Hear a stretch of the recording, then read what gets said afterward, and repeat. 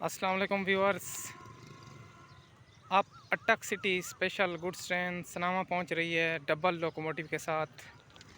और ये double locomotive यानी कि ट्विन्स हैं, यानी कि हिटाची के लोकोमोटिव हैं। HP-20 80-41 और डेड अटैच्ड है HP-20 80-40।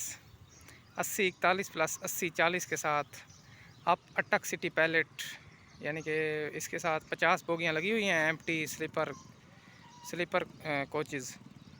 और इसका लोड है तकरीबन 1000 टन। और 80-41 यानी कि इसको हाउल कर रहा है, और 80-40 तो वैसे भी डेड है। तो आइए फिर देखते हैं ये डबल लोकोमोटिव के साथ अटक सिटी स्पेशल गुड्स ट्रेन। आज 15 मई 2023 और 7:03 हैं इस टाइम।